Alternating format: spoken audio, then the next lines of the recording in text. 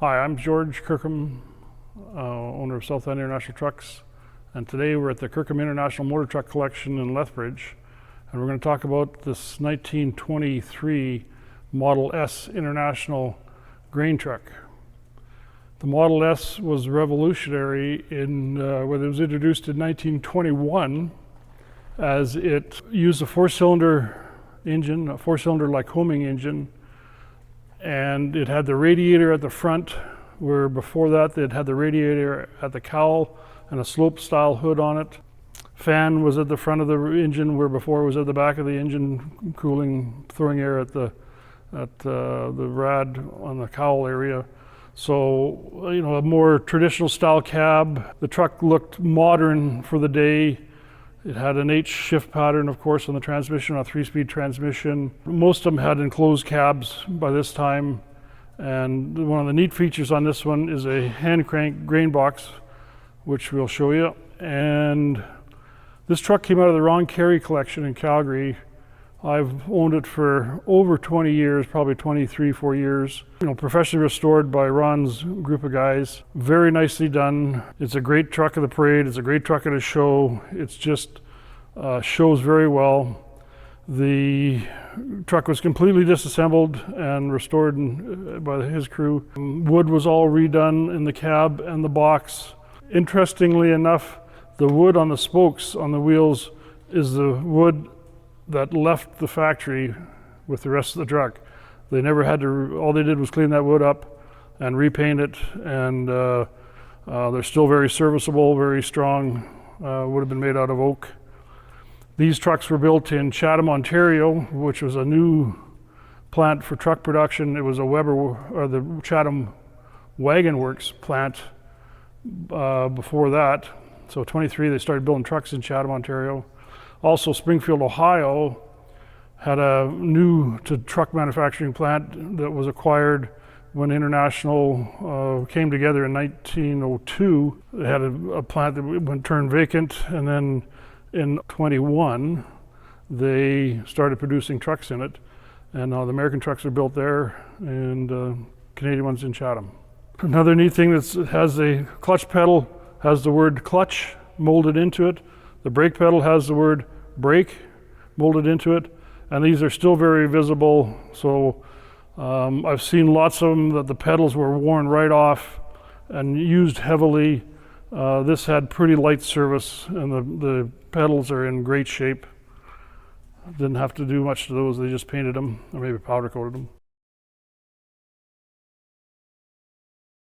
The four-cylinder Lycoming was used pretty extensively in the Model S's and a few other models of trucks that International built. Traditional inline four-cylinder style, radiator at the front with airflow through that way, and fan at the front. Had an Ensign carburetor on it, mounted to on the other side. On this side here, there's controls for the throttle and for the spark advance that were mounted on the steering column, moving back and forth to either adjust your idle speed or spark advance.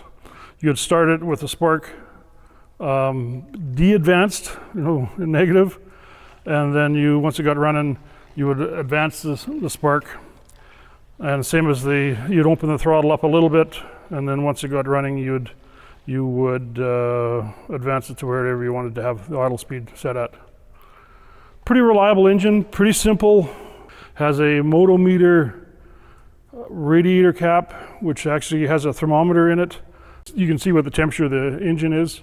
There again, something new to the industry. Now that was an aftermarket piece, wasn't out of the factory, but you could buy them and just keep an eye on your temperature.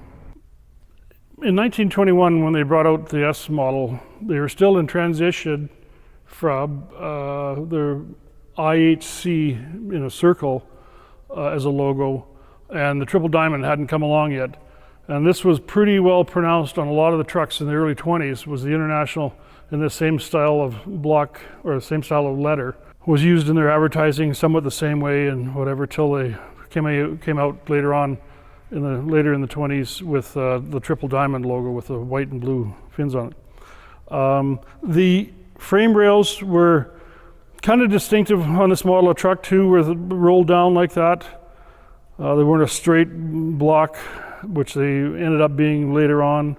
Trucks did not have brakes on the front until 29, so you only have brakes on the rear axle on this truck, and then you have a park brake handle as well inside the cab.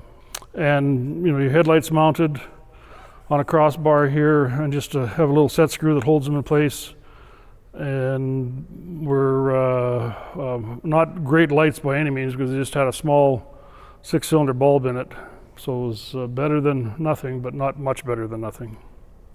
The tires all the way around the truck are 34 by 5s, and that's how they had the sizes of them.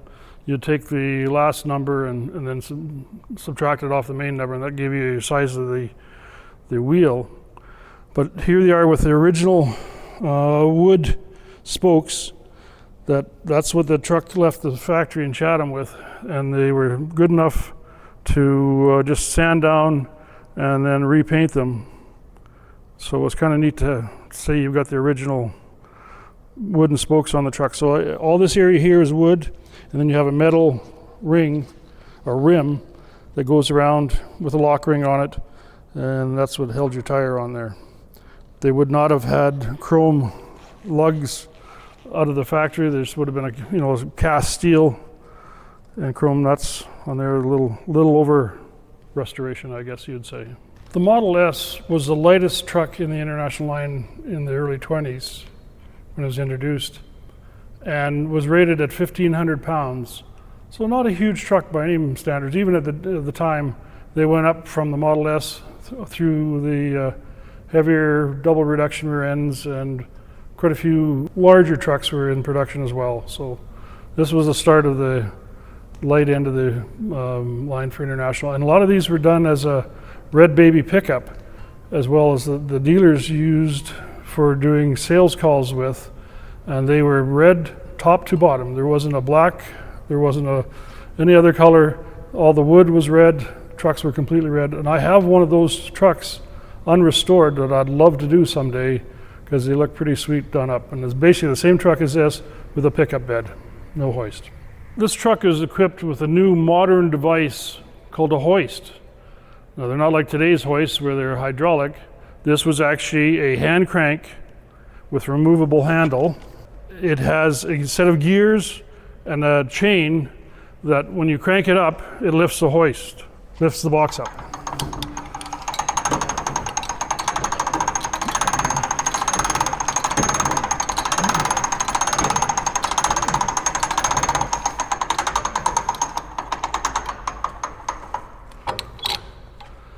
And this hoist had the original International decal on it out of the factory, and this was reproduced when the truck was restored, but it actually had that decal there. It was a factory International hoist made in Chatham, Ontario. All the metal on the bed here is all the original metal that was used when they built the box.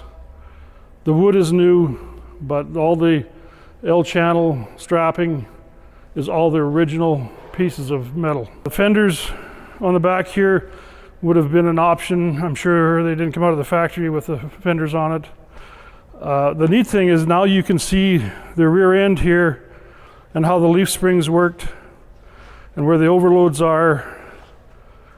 It has a regular set of springs, and then down here underneath the frame is a set of overload springs.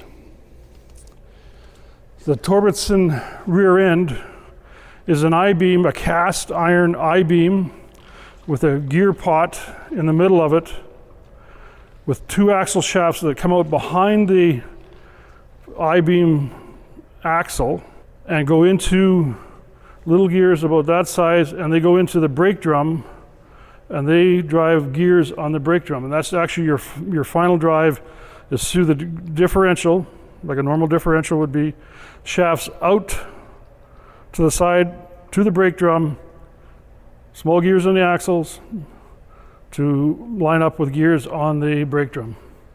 Pretty revolutionary at the time, gave you lots of gear reduction. You know, these trucks were not enough horsepower to do a whole bunch of work. And when this thing would be loaded, you'd want all the gear reduction you could possibly get through the 3-speed transmission.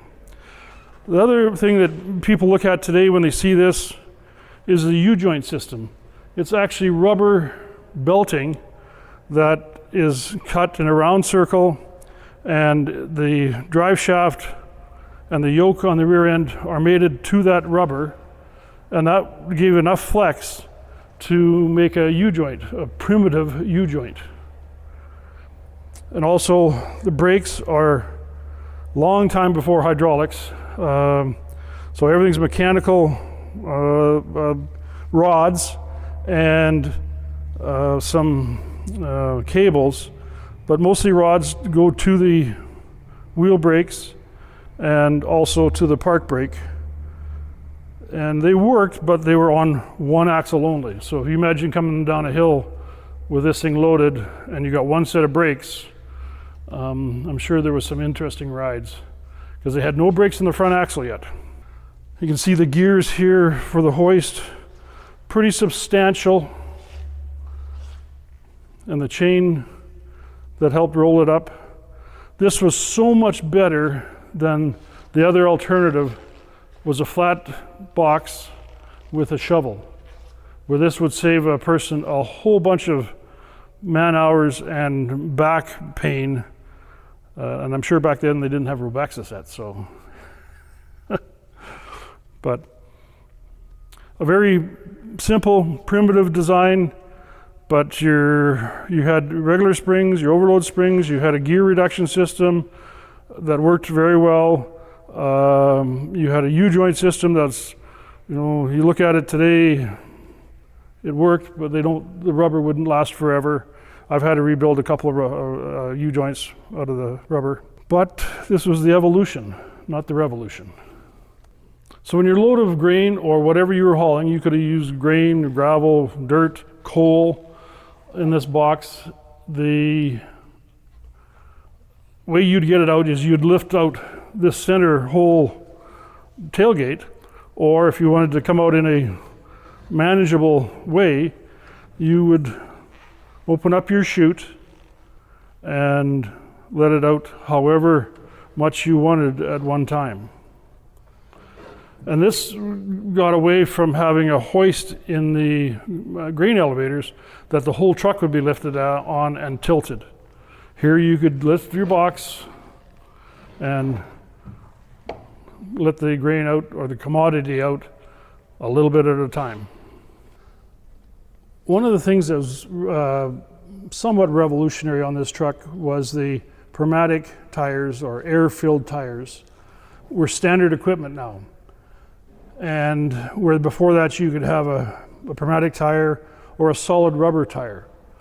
But the problem being, you know, in the early 20s, late teens, they were always going flat because all your wagons, your wooden-bodied vehicles had screws and nails holding them together.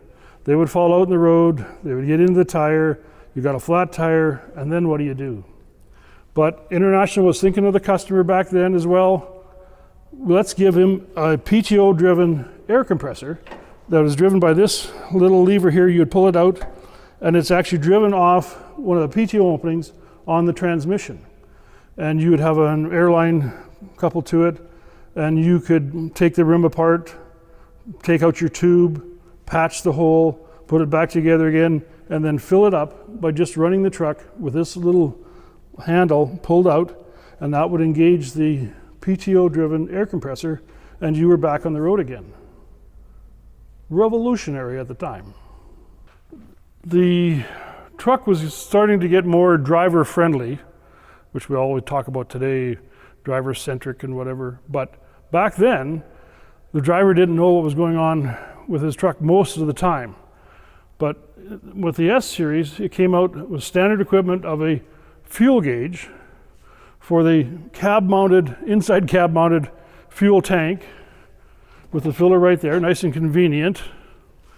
But it also had an oil pressure gauge, a speedometer, and an amperage gauge. So you knew if your generator was putting out juice, you knew how fast you were going and how many miles you'd driven and whether you had any gas or not.